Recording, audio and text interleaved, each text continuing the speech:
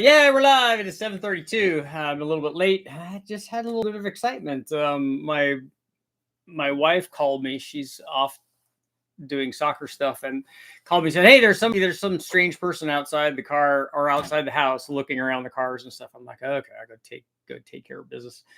And went out there. Some kid turned out to be not a big deal, but the neighbor had called, and so the neighbor called my wife, and then my wife called me, and then I went out, and then the neighbor drove by. So it was like it's like an APB out on this poor kid. The interesting thing is that we have lots of stuff, like we have a ring camera or ring cameras. The dogs are right there looking out the window, and nobody's doing anything. Silly. But tonight we want to talk about tune port stuff. Now they're barking because that's probably a squirrel or a cat. So now they're in cat mode. We want to talk about throttle bodies. Here's a good example of one. I want the bolts to fall out though, but HOLLEY. So I can put these up there so you can see the fancy.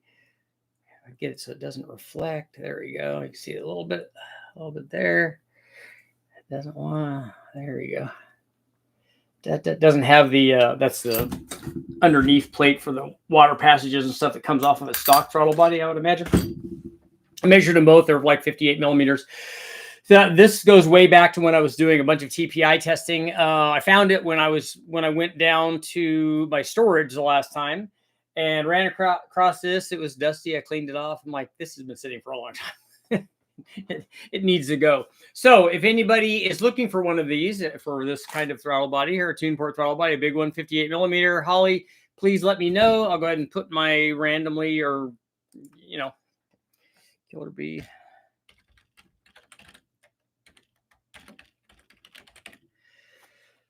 Okay, I put my email in there. You guys could send me an email if anybody might be interested in it. But we want to talk about, in honor of this throttle body, we want to talk about throttle bodies for tune port applications, because this got me thinking, hey, if we have a dual 58 millimeter throttle body, and when you think about the reason that I think about this is, anymore we have 105 millimeter throttle bodies, so they're gigantic, and 90s, but if we go way back to the 5-liter Mustang days and the tune port Camaro days and the tune port Corvette days, we see throttle bodies like this. And on the 5-liter side, a single 58 millimeter throttle body would have been near a stock one, but two of them, that's like twice as much, right? So, you could make a lot more power with it. The question is, on a typical tune port motor, be it a 305 or even the big 350 like the L98, does it need that much? And the reason that I ask that is for two reasons. One, it's the amount of airflow that you need obviously is power output dependent. So a 500 horsepower motor needs more airflow than a 400 horsepower and more than a 300 horsepower motor. The other thing is as we go up in engine speed, we need more airflow.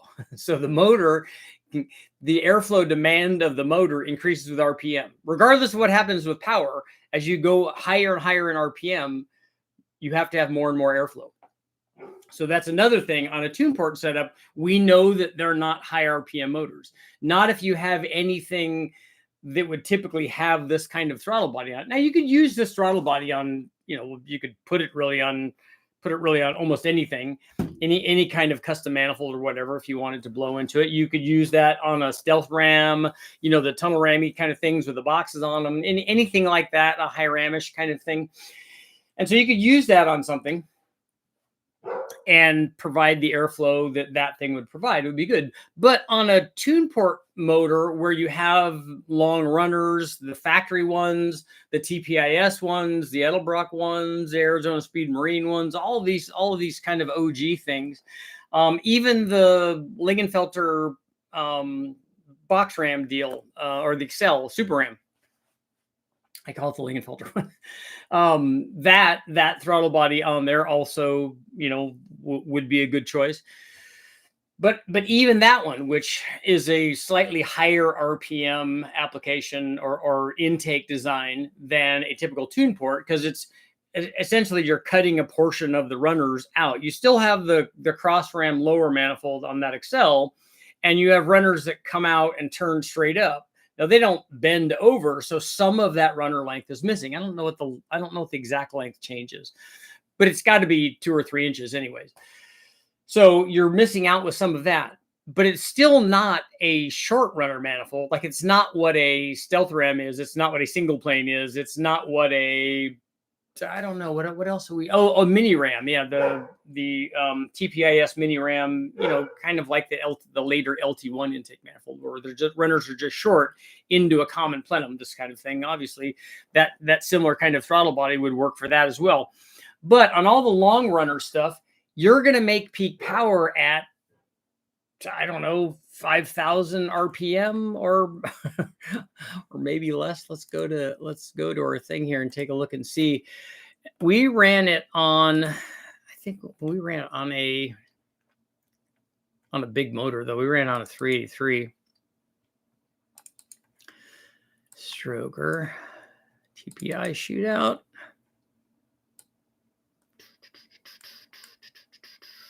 So let's look at the stealth ram. That probably was up there fairly good. Yeah, that revved all the way out to 5,900. And remember, this is 5,900 is where it made peak power. So this was on a 383 with airflow research head. So shout out to the airflow research guys, and then a big hydraulic roller cam in it. So it was not the ideal test motor for our tune port shootout, but it was big enough and required enough airflow that we were taxing the intake manifolds. So, but if you look at the TPIS stuff or the extrude hone stuff, because it used part of that setup, you're looking at 5,000 RPM, made 450 horsepower right at 5,000 RPM. Although it continued to kind of make near that, 445-ish or so for quite a ways. So the tune port manifold wanted to make power in that RPM range, especially on a 383, but the camshaft and stuff was helping continue to carry that power, even though the manifold's saying, "Hey, look, I'm pretty much all done here. My runner length is not doing good here. We don't want to make power at a higher engine speed." So if you look at a 450 horsepower motor, it, like we were seeing there, it obviously doesn't need as much airflow as a 475 or 480 or 500 horsepower motor. One, because of the amount of power that it's making. And then also, two, because one happened at 5,000 RPM and one happened near 6,000 RPM. So even if they were the same, one of them happening at 6,000 RPM, there would be more airflow. I think that there would be. I need to go back and check an air turbine on that just to make sure. But if we're making 500 at 6,000, which is normally the case, when you're making more power, a lot of times it shifts the RPM range over.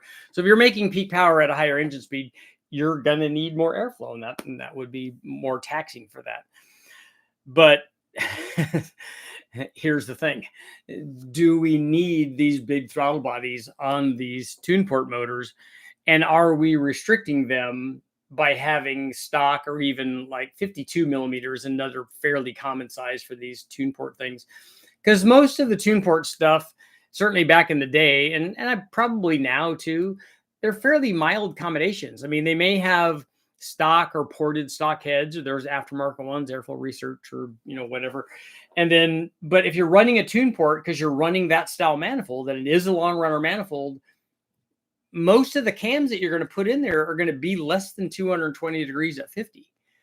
So they're going to be 218, 212, that kind of thing, where they're going to want to make power in that RPM range that the tune port is going to make power at. So it's never going to make a whole bunch of power. We saw that a good illustration of that is when I ran the turbo stuff and made my own single turbo Callaway tune port motor. But we made a bunch of torque because these things make a stock one's rated at 240 horsepower or 230 horsepower, depending on what year it is. And then it's like 340 or 330 foot-pounds. So it's making almost 100 foot-pounds more than it's making horsepower. So that tells you how mild it is, and also how that manifold, what they designed that manifold and camshaft and cylinder head, but primarily the manifold, what they designed all that for. And then even when we added boost to it, hello baby, did you regulate? Did you take care of business? Okay. That it still wanted to make power down low. I mean, it made really good torque, obviously, and it made decent power, but it made like 500 horsepower and 600 foot-pounds because that's what they do. And so, you know, again, the question, do we need do we need big throttle bodies for these tune port motors? Because then you could do what I've seen back in the day on these on the factory Rochester fuel injections, because that throttle body is fairly small for the power output. It's not bad for the factory power output, but if you're trying to hop up a 327, let's say back in the day, and you don't have the 283 version, you have the 327 version of the fuel injection, what those things would really benefit from is having two throttle bodies. So I've seen those where guys modify the lids, and now people won't do that because they're just worth way too much money.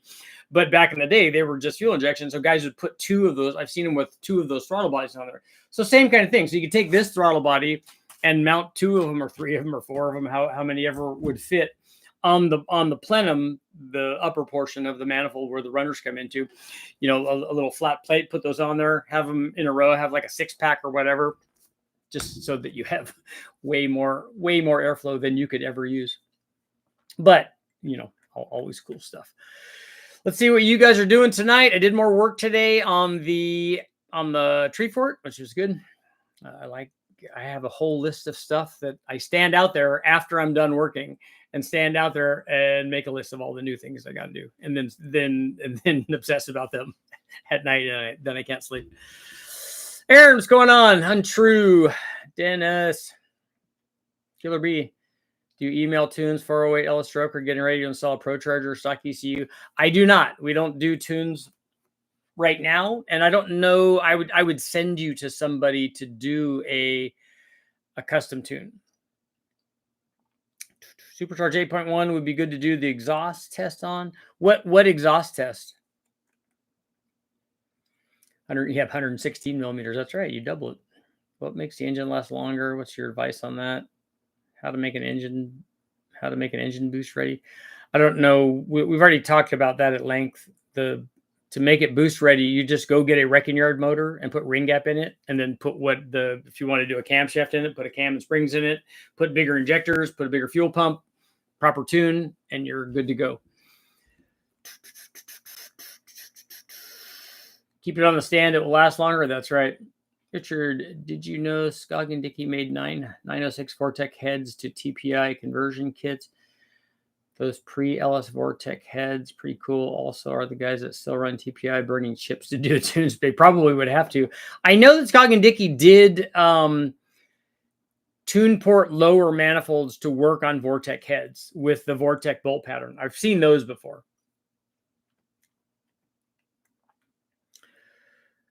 Work night shift. These live shows become part of my nightly ritual. There you go, man. I love to see it. Tell everybody they got to listen.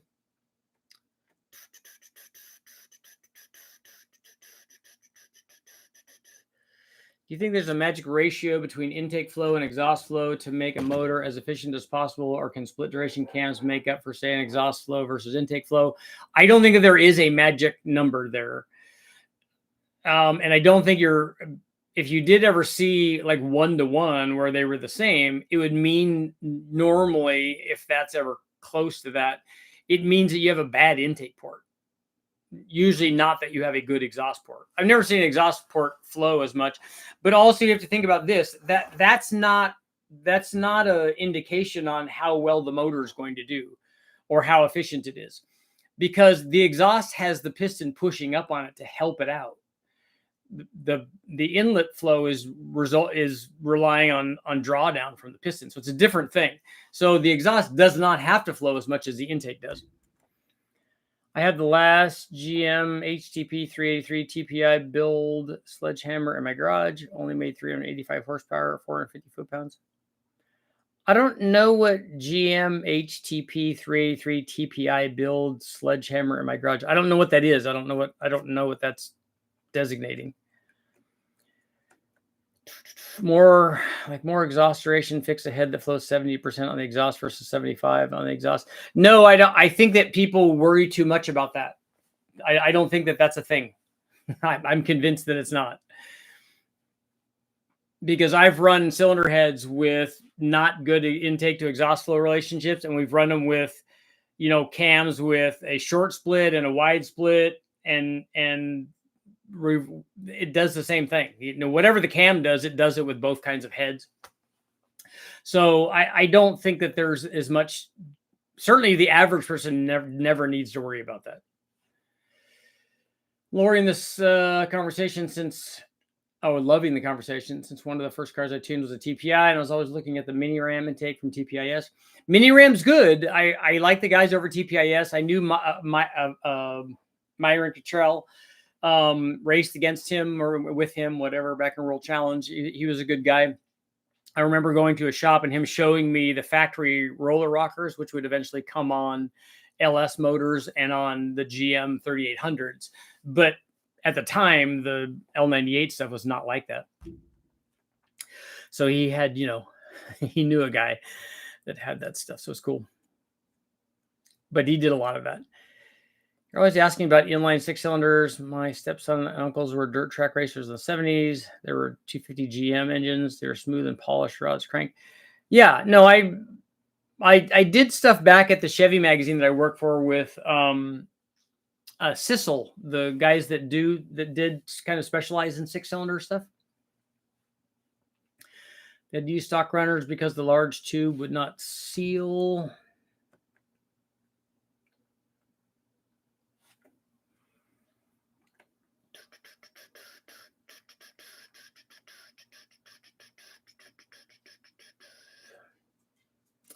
That's a couple of nights ago about 3-inch versus 4-inch single exhaust. Said BTR did something, but was never published.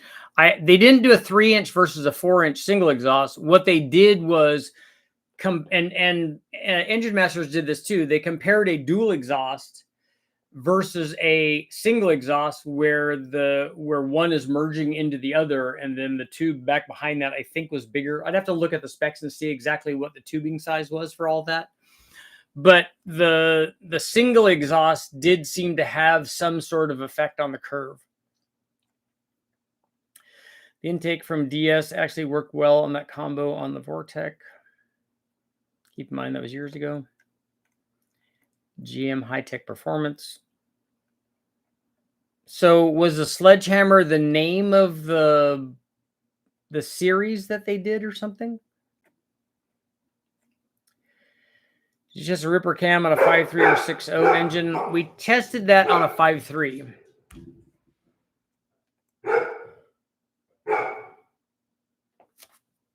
I've also run that cam with boost. They polish carbs and rejet them. They polish the intake and the heads and use a punch to make dimples in the curb areas of them. This is how they got 300 horsepower from a 250. I don't know why I would polish the carburetors, but rejetting them, certainly.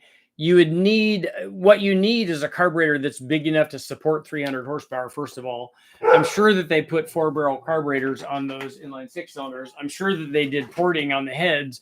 They did all the stuff that you would do. They put bigger camshafts in them, put bigger, more compression. Let's see, intake manifold, ported heads, compression, camshaft. All of that will help it make power. Appreciate the information on the intake versus exhaust flow. I got a set of heads that seem a little low on the intake versus exhaust ratio versus some other heads. I was worried. I wouldn't worry about it. When we did our cylinder head test, that ratio didn't determine anything as far as outcome and power output. I'm digging the website that you put up, our store. Yep, I'm going to give your turbos a shot. We're going to put it on a mild 700 to 800 horsepower L83. Okay. We're doing BTR stage 1 turbo cam, ARP head studs, LT4 injection. Okay. Yeah, for that I would go with the G42. Missed the first 16 minutes. I think the throttle body needs to be bigger if the head's flow or cam, as long as you have enough fuel. They also did an article on a 4th gen LT1 Camaro with 150 horsepower nitrous. Yeah, I wrote stories for GM High Tech. David Weisart has videos on how to do this. On how to do what? On how to modify a 230? If that's what it is. Yeah, there's not. That's. I mean, David's a great guy. I know him. I'm not taking anything away from him, but it responds to the same things that every other motor does too.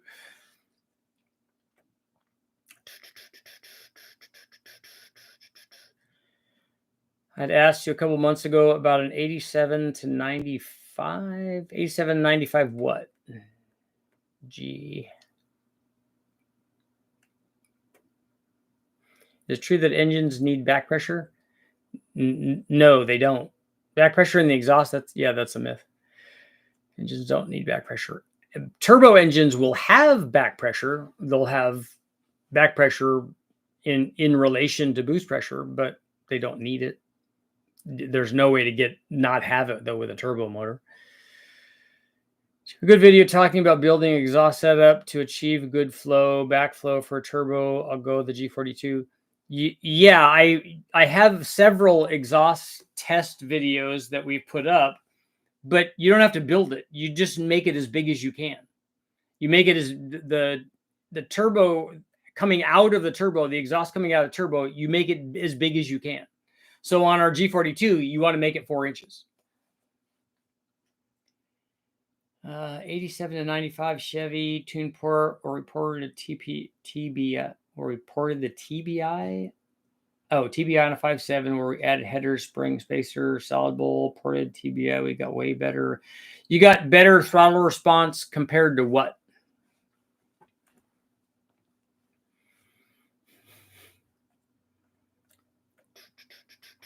What are your thoughts on meth injection on a street car? Still worth doing? Is a person better off running E85? I would run E85. E85 is going to be better in every way. But I would also run an intercooler. Richard would agree that on a turbo motor, the more free-flowing you can get the post-turbo, the better the turbo is going to perform. That's right. Make that part of it as big as you can. We even, and this is something, it's not new. People have been doing it forever. But we even, like on the GTX 3584 RS, that should be on every 4.8 and 5.3 out there. At least anybody wanting, near 700 to 800 horsepower, or 700 is probably a better thing, but we've done 800 with it. But the V-band is set up for a 3-inch exhaust, basically. But we have our little power cone things and step the exhaust size up to 3.5 because it makes more power, even though the outlet of the turbine is 3 inches or set up for a 3-inch tube. Make it bigger, and we cone it out. And you could do that. You could do that on the G42. You could just put a 4-inch on there. You could make it 4.5 if you want.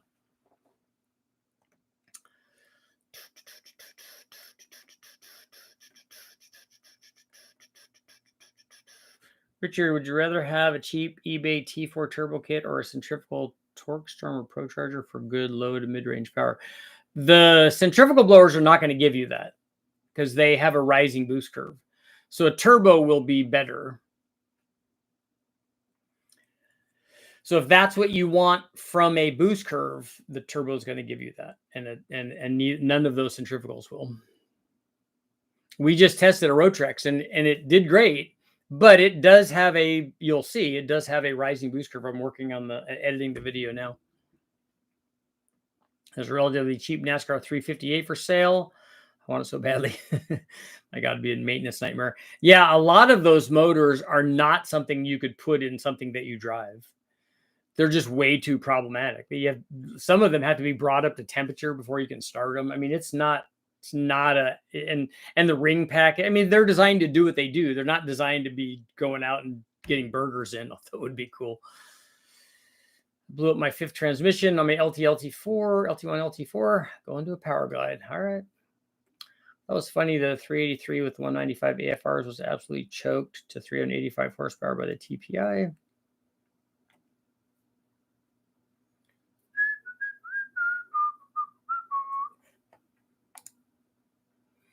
I don't know what, I don't know where you got it at 384. Was that the stock tune port? Let me take a look at the stock one and see. Stock TPI. Stock tune port was 410 horsepower.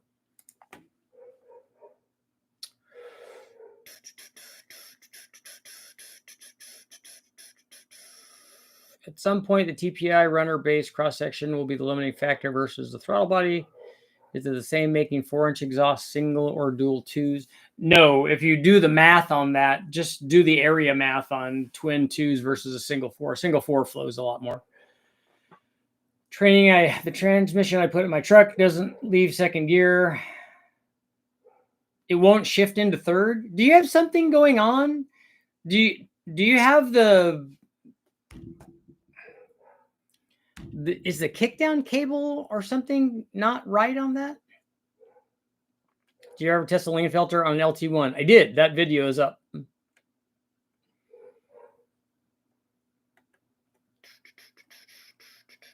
So this is the throttle body right here that everybody was talking about earlier. This one. There goes all my bolts. Remember I was saying that I didn't want to tip it upside down so all the bolts would fall out? Yeah, that just happened. I got all the bolts, so I got to 4-finger it. Let's see. There you go. You can see the HOLLEY.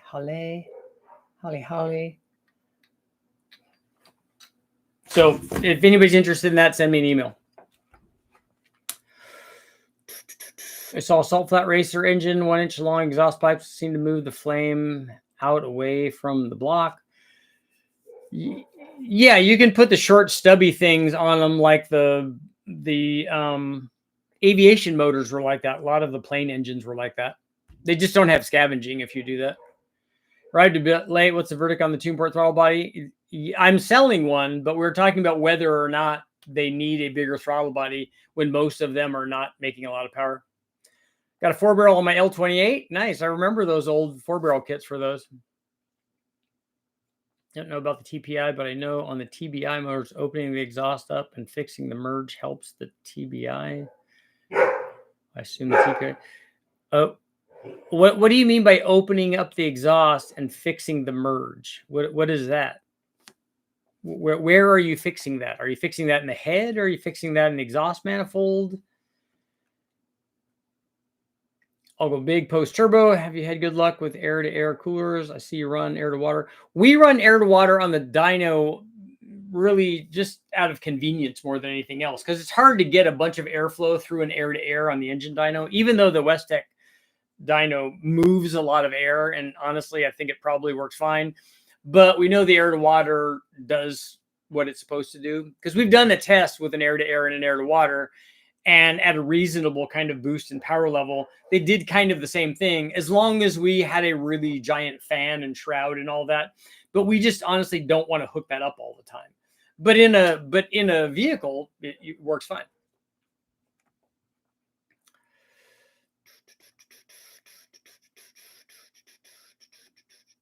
Richard, I got a Magnum 360. What would I have to do to get 500 crank horsepower?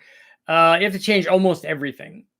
The short block, I don't know if you could get Aaron's here. He might know. I don't know that you can get a big enough camshaft in the stock piston to valve clearance to get 500 horsepower. But it's going to take really, really good ported heads and a big camshaft and a carbureted intake manifold and a carburetor to do it. Got in late. Currently having an IROC with a 358 TPI that could definitely use that throttle body. There you go, man. Hit me up. Make me an offer.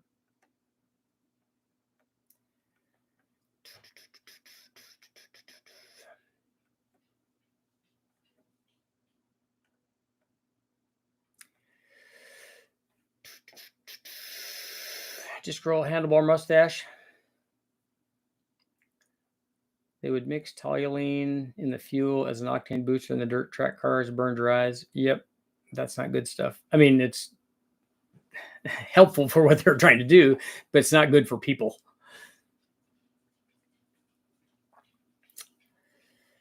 Hammer 383, and you'll find the article is for an 87 formula build, the lethal weapon. Yeah, so that they named it the sledgehammer is what you're talking about. I have one of those old TPIs sitting on the shelf. Where do you go into Bonneville? Trying to get the thing ready.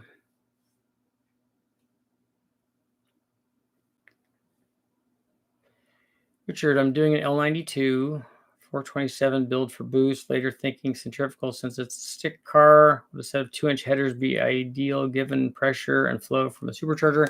You could certainly use 2-inch headers on there.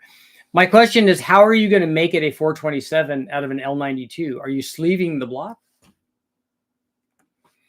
Because if you're thinking about putting a really big stroke crankshaft in there without sleeving the block, you shouldn't do that.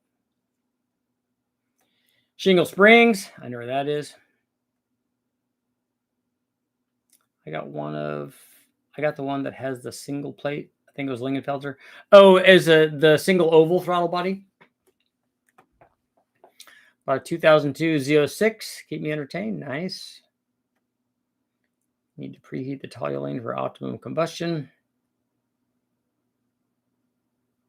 About an 87 GMC with a 6.2 diesel. My dad had one of those.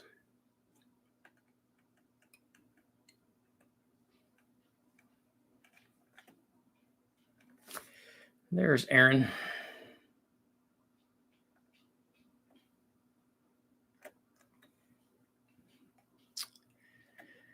Got a dump bed, 4x4, 3500. Make it flow better with mandrel bends. The stock 80s and 90s Chevys had a terrible merge between the left and right bank. A good 2-to-1 merge like a Flowmaster or a good fabricated one. Oh, so you're talking about the exhaust then. Yeah, the dual cat ones were kind of weird. Obviously, headers and dual conventional kind of dual exhaust work fairly well. Or if I guess you could merge it into a single, but get rid of all of that stuff. That should help with any kind of tune port or throttle body or carburetor. Should help with anything. Need piston with valve release along with a cam, 240 at 50, cylinder head that flows 300, trick flow 190. It's going to just get you to 500. Or you can make your 360 into a 408. Having a hard time finding a transmission to get my truck on the road. Where did you get the transmission that you just put in there? I thought that was like a working transmission. Still running a 700. You swap to a 480. How much of a difference on power and response do you see between an equal length header up pipe setup on a single turbo versus one that flows from one manifold to the other? I don't think you see anything. I don't think that the headers would come into play until you're making a whole lot of power. You saw the video that I did where we did and this is a perfect example of what you're talking about. And it's done at an extreme where we did the asymmetrical turbo where we're just running one turbo and we fed it with a header and then we fed it with a Fowler log style manifold. And it was way more responsive with the log style manifold than it was with the header. Now, at some flow level and power output, the log style manifold will probably become restrictive, but not at any reasonable amount. Would you trust an eBay T4 turbo hot side kit versus a nice bolt-on kit on the daily driver if you're able to fabricate your own hot side? We're going to have hot sides for you fairly quickly here. We won't have a complete kit, but we will have hot sides that will be the exhaust manifold and a crossover and a downpipe and that kind of stuff. And they're done right. You can keep AC and all that. Correct, is a single plate throttle body seems to work pretty well. However, ask about the Magnum. Go watch the season 1 of Engine Masters. It's labeled at 92 horsepower gain for free or something. Rock Mopar heads at Steve. Yeah, I'm going down to see Dulcich. We're doing the airflow research heads. It is on a 340. It's not on a 360. Put a turbo 350 in it. It doesn't leave second gear. But my question though is, Todd, is it because that transmission is bad? It was bad to begin with, Or is it because something that needs to be adjusted on the transmission to make it go into second gear or out of second gear? Block is being machine enslaved. Okay, that'll work.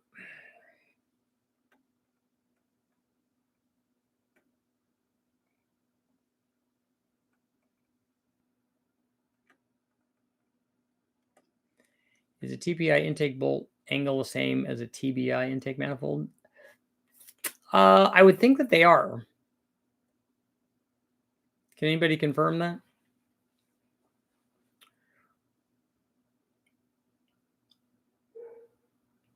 I have to go to a manual shift kit. You don't have to manually shift that transmission. The transmission is going to shift like it doesn't care what engine it's behind. It should shift. The only thing I don't know about is the vacuum. I don't know if it's going to like boost or not. You might have to regulate that. With 350 to 400 horsepower, relatively attainable in an 85 vet TPI motor. Yes, I have lots of videos up on making that kind of horsepower. 86 heads, runners, big mouth, long tube headers. Yeah, you're still going to be a long ways away from that, but 350 is certainly doable. But ported heads would be necessary. And then you'd have to do something. Okay, you've got a big mouth intake manifold. If you got that lower, that's good. And then if you have the runners, I think that was about 450, but this was remember, this was a yeah, it's 450. 450 and 530 foot-pounds of torque, 534 foot-pounds of torque. That was a 383 though, so 400 certainly doable. I mean, the 350 to 400 range is certainly doable.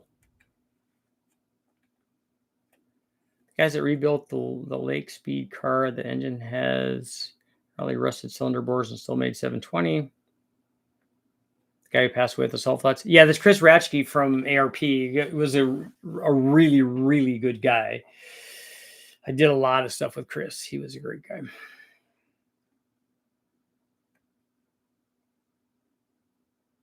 In my experience, one thing I noticed about the L98 is a low compression really limits the amount of power you can make.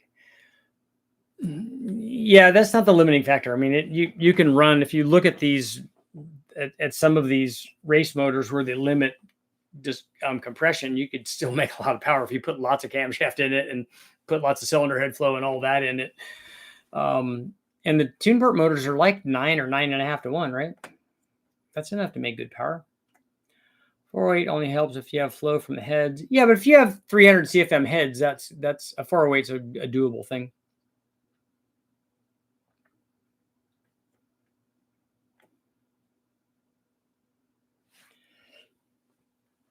AFR for the win. The AFRs are pretty small for this Dodge, though. I'm a little concerned about that.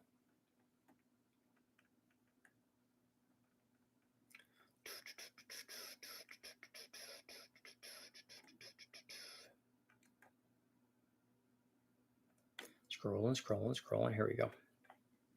Richard, I have a Gen 453, and I've been tossing around the idea of doing a 359 stroker versus buying a 6-liter. Not a race truck, but I want all the download torque and rowdy truck. Yeah, you can put a 4-inch stroke crank in it, or if you want to do a 3900, I guess people do that too. We've done lots of 383s. I did one that made just over 600.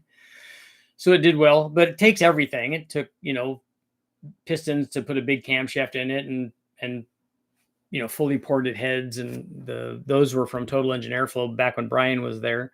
They were 243 heads. It took a fast manifold and a big throttle body and all that stuff. Exhaust manifold header design is much more important on an NA setup than a turbo one. Yes. Are you going to Dulcige's dyno? Yes, we're going to test at his place. He's already run the motor, but we're going to do a head swap over there. Just retired, so I bought a vet. There you go. Center bolt heads all have the same intake bolt pattern. But what does my wife drive? Isn't a TPI an LT? No. The tune port motors were conventional small blocks. And then they transitioned into the LT1. But that has a different bolt pattern. You spend $10,000 on Brett Miller's W9 heads at flow 400. That would get your 360 over 500 with a lot of cam. Yeah, I think I would probably just add boost and we'll be there. Got a 543 valve. I'm going to be twin turboing it. I'm thinking about swapping to 4-valve heads. Would you swap or stay with the 3-valve heads? What is the desired power output? And I would never swap heads. I would just go get a 544 valve from the wrecking yard because we always see those there. Tune port injection is not the same as an LT1. I would just stick a small cam in it, ring gap, and a 3584. Yeah, oh yeah, that'll easily do 500. What do you mean you'll have hot sides coming out? Your turbos already are complete. I thought from advertising. We do sell turbos, but we don't have turbo kits yet. We have made one and we've done all the testing on it. And now we're producing it. We just don't have all the parts yet. But the first parts we will have ready will be the turbo manifold and crossover pipe and I think down pipe.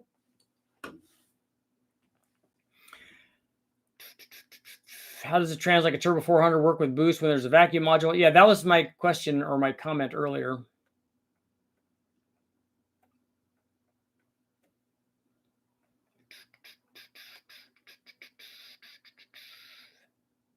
Correct. I'm thinking vacuum modulator. Yep. I'm going to toss that in and put a kit in a new filter and trans 9.5 to 1 tune port. That's what I thought. That's more than enough to make good power. TPI should be 9.8, I believe. Do you have any air-to-air intercoolers you recommend? Usually the choice of an air-to-air intercooler is wherever it has to fit. So it's not I need to know what the application is. But we've always got like fairly inexpensive stuff. You put a 4-inch stroker crank in an LS3 block to the pistons, experience excessive piston rocket bobbins, etc. No, not on a 4-inch stroke. I wouldn't go any bigger than that though. In my LT, it's 13.5 to 1 high, but I run nitrous. 4L80 does require a controller. I think instead of NASCAR engine, a 351 with a big cam and Cleveland heads and a big sump. That's the reason I went to a power glide instead of a 4L80s because it did not want to run a controller. Can I reuse my Felpro head bolts on my 4.6 if they haven't been run yet? Yes. It wouldn't matter if they've been run anyways. We reuse the head bolts all the time. Stock 85 vet had forged pistons from the factory. Really? It did? All the run-of-the-mill Edelbrock AFR, Speedmaster, and so on with the standard 170C castings have barely 250 to 260 CS. And at best, yeah, I don't know why that's what Dulcich was saying that, and I've run Edelbrock stuff before, and it's like it does kind of what the stock ones do. What are your thoughts on the eBay special aluminum intake manifolds? There is no, there aren't any of those manifolds that do what, at least all the ones that I've seen, none of them do what a Trailblazer SS does. Any of those high Rammy or short Rammy or any of the Rammy family, any of the Rammy jammies, all of those will lose power compared to a Trailblazer SS through most of the curve, just not at the top. Do you think 190 compression pressure would still be within pump gas friendly territory? Are you talking about a cranking compression? Because that's not an indication on whether it will run on pump gas or not. A stock motor has 190 cranking compression.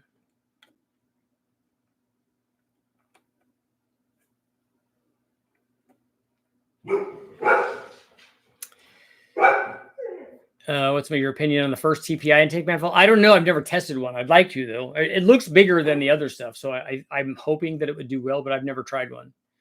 you like nitrous on LS2 with LS3 heads and a nice set of pistons? Nitrous on anything works. If you add 100 shot, it adds 100 shot. So whatever your combination is, whatever you want to put together, what I tell nitrous guys that are trying to make power is have the motor make a lot of power. Because like I said, when you add 100 shot to it, it adds 100 horsepower. So if you have a 400 horsepower motor, you're going to have a 500 horsepower motor with a 100 shot. But if you start with a 500 horsepower motor, now you're going to have 600 when you add the 100 shot. Be aiming for 1,000 at the wheels through a transfer case.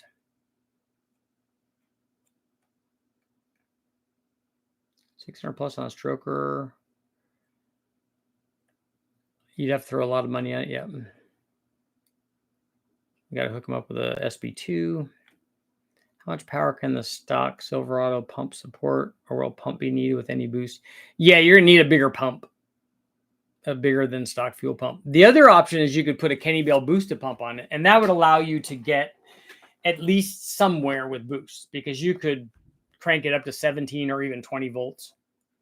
I don't know how far that would take you, because I don't remember what the flow rate is of the stock pump off the top of my head. A Bunny Red Turbo 400 with a 78 millimeter for 4 seasons, ran fine. Ask him how he ran his vacuum line.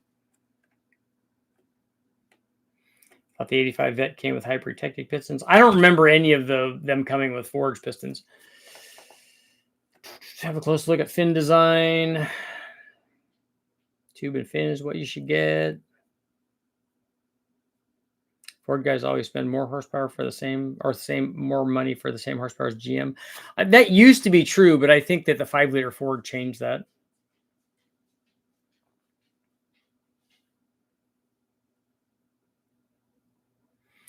Ideally, we do it with a 4-inch crank and, of course, a low buck truck cam, hoping to make the power of a 6-liter with more torque. I don't think you're going to do that with less displacement. I don't think that happens. I think the displacement, I think the amount of torque that you make is going to be a function of the intake manifold, the compression, and then the cam timing. Do you know anybody who's installed? That was weird. 6L80 in a Tahoe. I don't.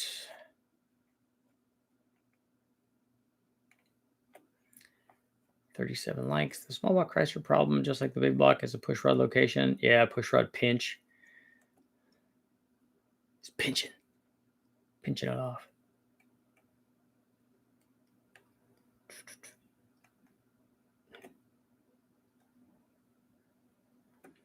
If I break the engine in a race car, I will send you an SV2. Are you talking to me? I think we've had SB2s at West Tech, and then they've also had later ones, later NASCAR engines. Yes, it happens. Again, the corner has a boost. I'd like to ride one of those. I've never ridden one of those. 84, 85 had forged pistons. TRWs. Even an 84 Crossfire had forged pistons.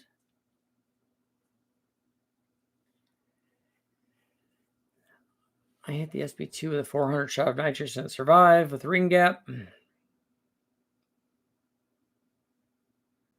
I know it's pointless. It'd be cool if there's a Cleveland style head for the LS, like Brian Tooley's. A cannon valve head. Once I get the shop, I may get another bike.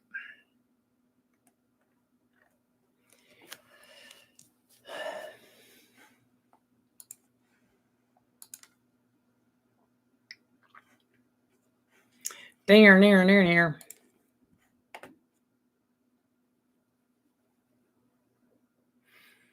So again, nobody's interested in the throttle body. I brought that home for nothing. Come on, guys. Near.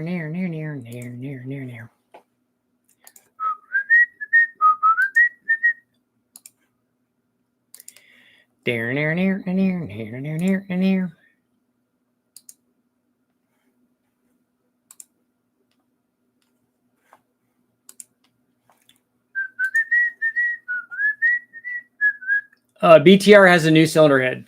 That's a cannon valve head. We did a live feed on that.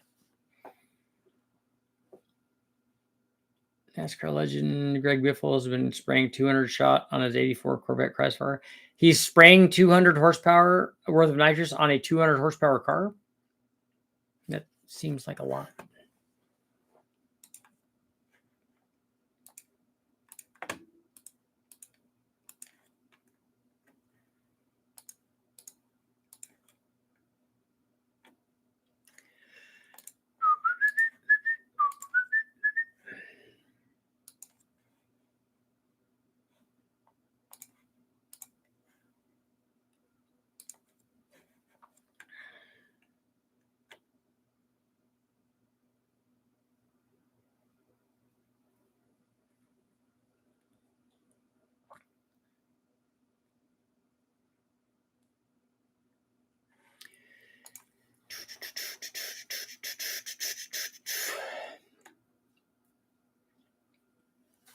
When you're down with Steve, ask him about testing out LA heads on a Magnum block using the oil through the push rod rockers are offered by a bunch of companies.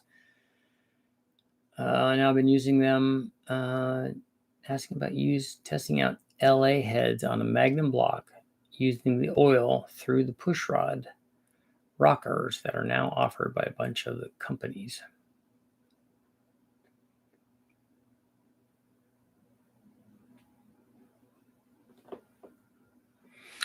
Oil through push rods.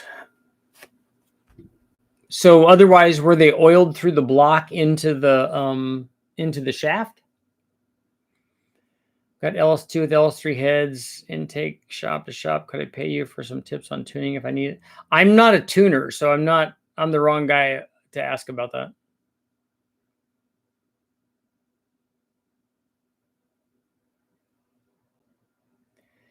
3V versus 4V heads, aim for 1,000 with the wheels through transfer case.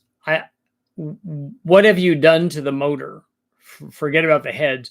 The 3V heads flow enough to make 1,000 horsepower. That's not hard to do. So your 3-valve heads, especially ported ones, make enough. Do you have a good intake manifold? Do you have cams for that? What size is the motor? Is it a 4.6? Is it a 5.4? What's the NA power output? We can just tell you what kind of turbos to put on there.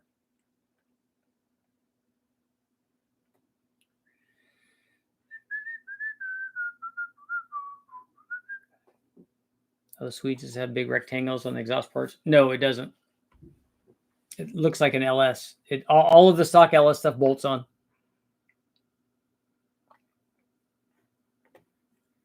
Biffle has $1,000 cheap car challenge on his YouTube.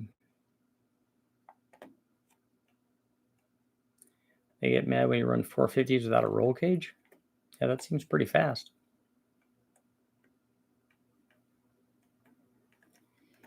You guys just run Trailblazer SSs on all your setups. Good success with regular truck intakes on Boost, I assume. I don't run them on all of them. You could see the 2,000 videos I have up. I've tested all the intake manifolds. So we just know what they all do. And Boost doesn't change the intake manifold. It just, whatever the power curve is with that intake manifold and that camshaft and those headers or those heads, then Boost just makes that same curve. As long as it's a consistent boost curve, it just makes that same curve. It makes peak power at the same spot. All that stuff, all that same stuff happens. Instead of being able to oil through the block, only the early blocks had the provision still, but you still have to have a cam that has oil holes. Okay.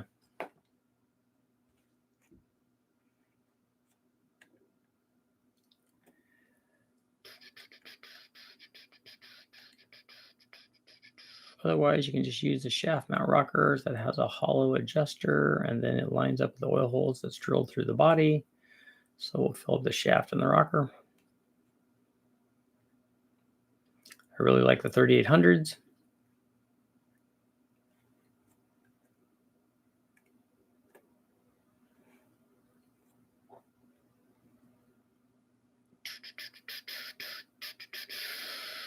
Really like the BMW. Reason I ask is I have a C5 with an LS7. You swapped an LS7 into a C5? Oh, no, that wouldn't be.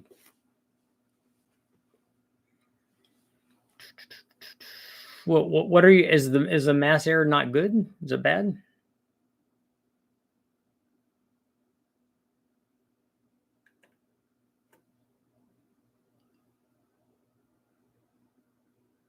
When choosing heads cam, what do you consider specifically for L98? You should decide, first of all, the first thing is always how much power do you want to make, because that's something only you can answer. I don't know how much power you want to make. I don't know what you're trying to do with it. Are you trying to drag race it, road race it, go to a coffee show, have it thump because you want a big camera, whatever those things are. You got to figure out what all those things are that you're trying to get done. And then we pick those things based on that. The camshaft and boost doesn't matter. You build the motor to achieve the things that you want to achieve, stock converter, if you have a converter, whatever, all that stuff. And then you just add boost to it, and it works. Fly 4 Cobra Jet crank, Manly rods, JE pistons, Boss 302 intake 85, currently has FRP hot rod cams. So you have a Boss intake on a 3-valve. Yeah, LS7 was C6. That's what I thought. If you're going to go 4V, 4 GT or GT500 heads.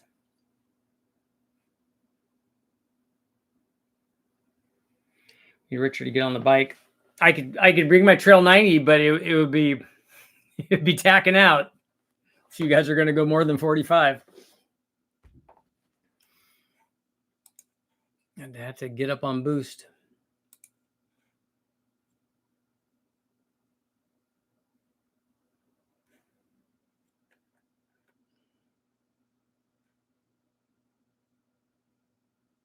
Only because he wants to keep his 3V bottom end. I don't know if in the block, if all of the provisions are there. I don't know if the block is the same on a 3-valve as it is for a 4-valve. I don't know if all the provisions are there for the cam tensioners and stuff. I don't know how the oiling is done for the cam trigger deal for the cam spinner. I don't know if all that's the same. I don't know if a 4-valve head swap is an easy thing to do. Having all that aftermarket stuff, I could see why you want to do that. 3-valve heads, if this was originally a 3-valve motor, are not going to stop you from making 1,000 horsepower. If you have that motor, I just don't understand how you could put that manifold on, maybe with adapters or something. You put that manifold that didn't come on a 5.4 on a 5.4. But if you can, and you have those cams, and you have even stock heads or ported heads, you can easily make 1,000 horsepower.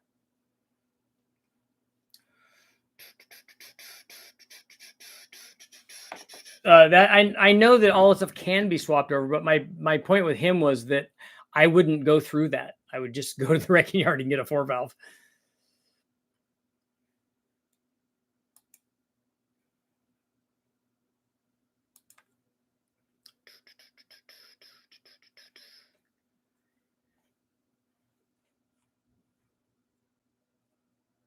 Math hacking app done scaling, but it has Haltech harness on it. I'm thinking, yeah, you got a lot of stuff going on there. No, I'm not gonna. I don't have any input on what you're doing because I don't really understand it.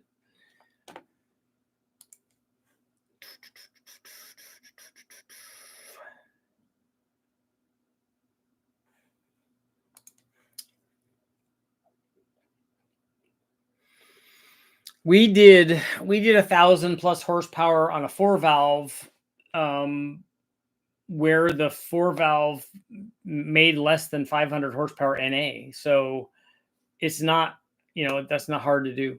You just add boost.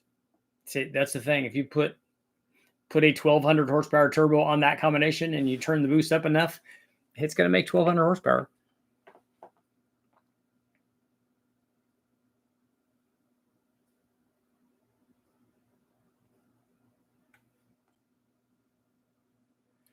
Talk about the new LT stuff. Unfortunately, you have to run a turbo cam on them because the cam has fuel lobe. Well, you don't have to run a turbo cam on them. You can run any other cam and then have it ground with a different fuel lobe. My buddy had 140,000 on it when he sold it. We're going to go truck Norris, but too small of a fuel lobe.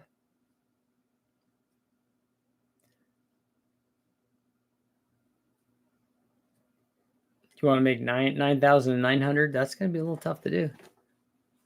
But that'd be good, though. That would be good. Todd, you got some ECUs ready for me? I'm ready to get them.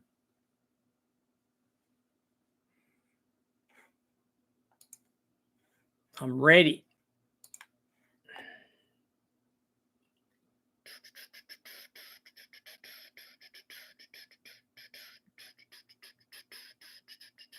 Probably put this, I'll put that throttle body maybe up on the garage, up at the garage sale, up at the richardholderperformance.com.gov. Cams are still on sale. Richard Holder Performance.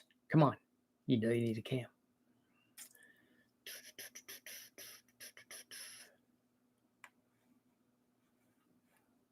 Everyone needs that.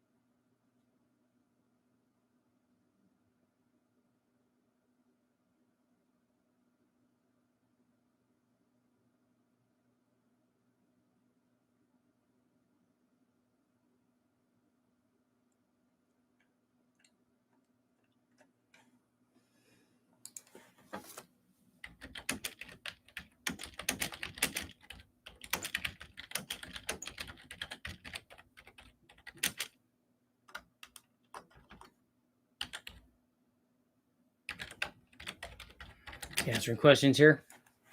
Drivability. That's what it's all about. That's the word for today, kids, is drivability.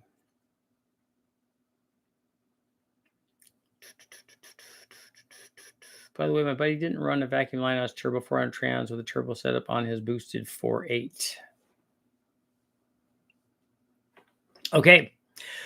On that note, we didn't even have a poll, but I'll make sure I have one tomorrow night. We'll be good. Be good to go. It's getting hot up here. But I will see you guys all tomorrow.